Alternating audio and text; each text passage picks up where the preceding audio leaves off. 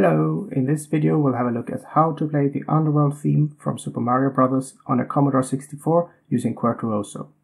If you don't have access to a real Commodore 64, you can also use an emulator such as Vice. I'm putting a link and some instructions for that in the video description, so feel free to pause the video if you want to set that up now and come back once you have Quirtuoso up and running.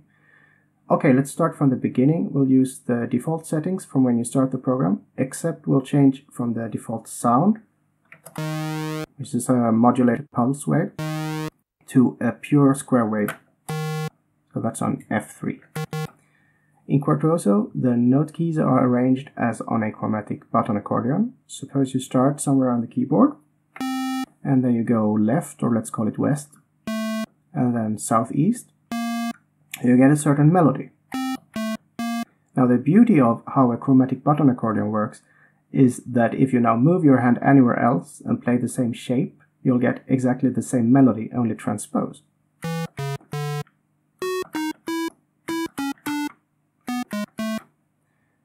An octave is 4 keys across, so if we start here, and then 1, 2, 3, 4, there's the octave. So an octave lower would be, and at this point we already have the building blocks for the first half of the song. So we're going to start at the 5 and 9 keys, but instead of playing this 3-note melody in both hands at the same time, we're going to alternate, starting with the left hand. One more time. Now we need to transpose this whole thing into a different key. So we just move our hands, we play the same thing starting at S and H. And again. And that's the first half of the Mario Underworld theme.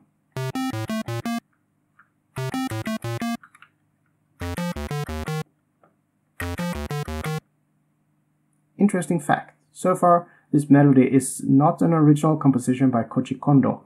He borrowed the bass line of a 1979 funk song called Let's Not Talk About It by the band Friendship. And they may in turn have been inspired by an earlier song by Weather Report. I'm putting links in the video description if you want to go down that rabbit hole, but for now let's see how Koji Kondo took that existing bass line in a new direction by adding a second half that goes like this.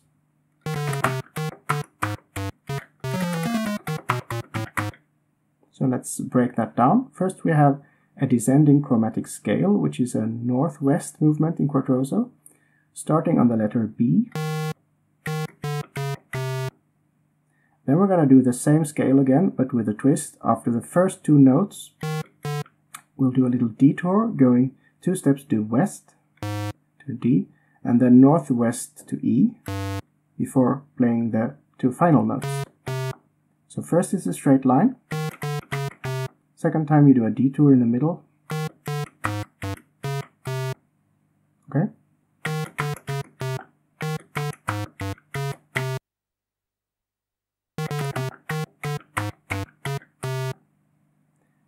Next we have to go up by a tritone. Tritone is the interval that sounds like this, and it's chromatically half an octave.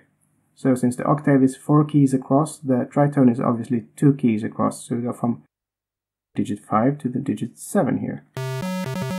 Now we're supposed to do another descending chromatic scale, 3 notes, which would be a straight line due northwest, except we're already at the top row, so how can we go northwest from here?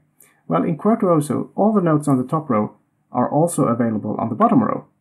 So this note is the same as this note. Button accordions are designed in this way, so you'll have multiple fingering options.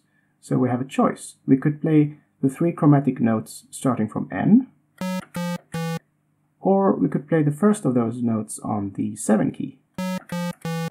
And personally, in this case, I think it's better to start on the 7 key because of what happens next. You see, after the chromatic scale, we'll then do another tritone jump, and then another chromatic scale.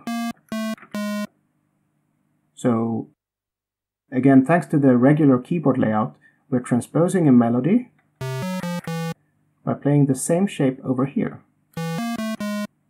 So if we practice this movement, we can easily play it here, or here, or twice in succession.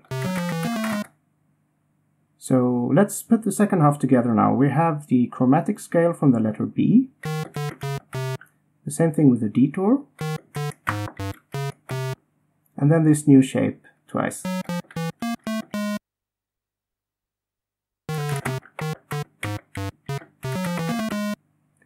We're almost done. There are only 5 notes to go. The first is on the B key, and then we have a 4-note chromatic scale down from the F key.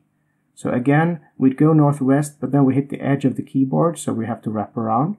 And in this case, I prefer to do it like this. The alternative would be to do it like this. And in this case, I think either option is fine. It's a matter of taste. So anyway, we got here from here, and then the letter B, and then the scale. Put it together. Now we can put the second half of the song together.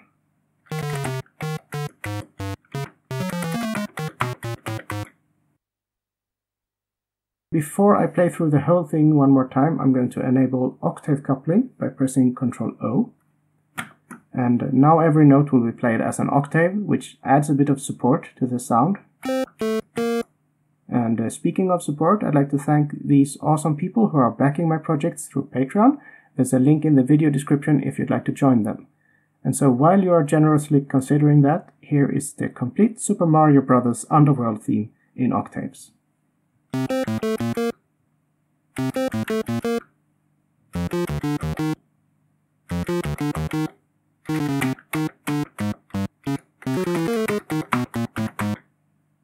There it is. As always, thanks for watching and see you next time.